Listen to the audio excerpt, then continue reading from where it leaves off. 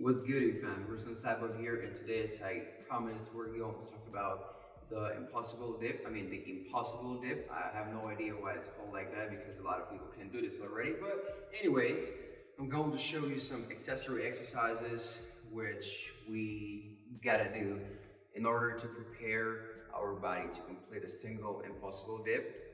And then we'll talk about some progressions you guys need to do. But I'm gonna tell you the truth. As an athlete, I have never done any progressions at all.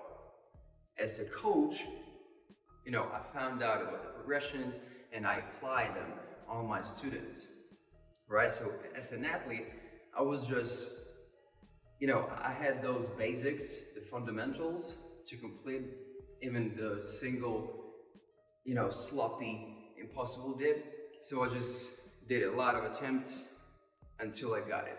You know what I mean? But I always try to make it easier for you guys. So this is why I'm here. Let me show you the impossible dip or the possible dip.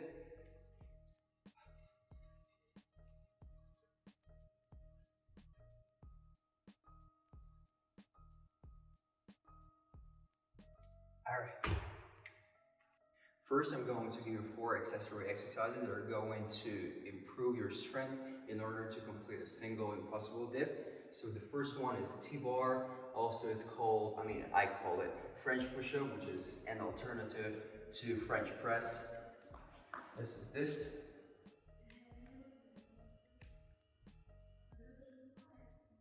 All right. So the second exercise is triceps extensions on parallettes, just like this. The next exercise will be the diamond push-up.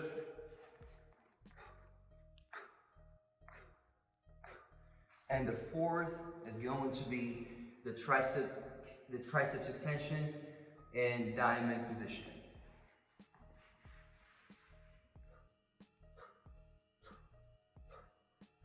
These 4 would really help, but I'm gonna be honest, as usual.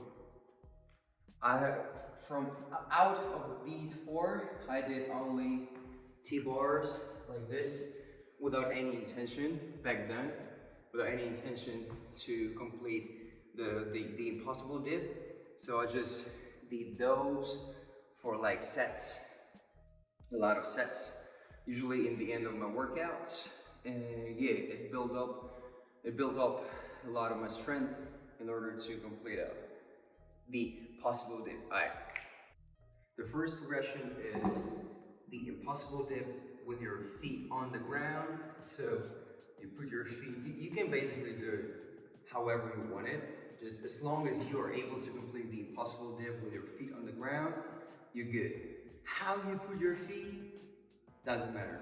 You gotta play with it, all right? And you gotta find out which feet placement is easier for you, which is harder, and you progress step by step, all right? So, what you need to do. It's going to decrease the weight and the load on your tricep since your legs are on the ground, all right?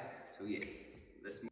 The second and the third exercises are going to be done on the dip bar, and the first one is going to be the isometric hold whenever you can. Wherever you can. Here, or even lower. Or you can do half rep, all right? Or even 1/4 of the rep. So you can start from here, right? Then go down, lower, and lower. All right, so this is the closest you can get to the real impossible dip. So for me, this one is the best, the isometric hold and those half reps, because it's preparing your body to complete a certain movement, right? So yeah. The fourth exercise is going to be assisted. So you keep the band on your feet and you do the impossible dip. Right? This is going to be a bit easier than the half rep. So if the half rep or isometric hold are too hard for you, you can use the band like this, or if you want to make it a little bit harder, then you gotta keep the band behind you. Then you do the impossible dip, and the top part is going to be hard. I mean, you're not going to use any band assistance on the top part, but on the bottom, you're gonna sit on it like this, and then go up, right? So the first one basically helps you throughout the whole movement, and the one with the band behind you is going to improve your it's gonna make the bottom range harder for you. So the first one is the easiest one out of these two, and the second one is harder. Alright? The last exercise is going to be the low bar dip or elbow drop on the bar, which is the exercise, one of the best exercises for the muscle up. You can use it, especially for the iron wrist. But also it helps to improve your tricep strength, which we need for the impossible dip, right? So what you need to do, keep your arms, keep your grip shoulder width, or at the width you do the muscle up width, all right? So it's up to you. Go down as slow as you can, lean on the bar with your chest, right? Then keep your elbows close to the body.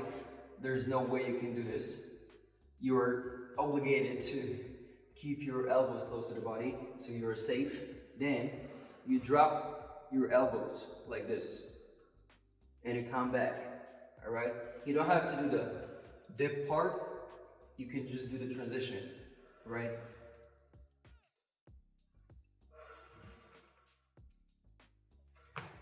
This is the hardest exercise out of these 5.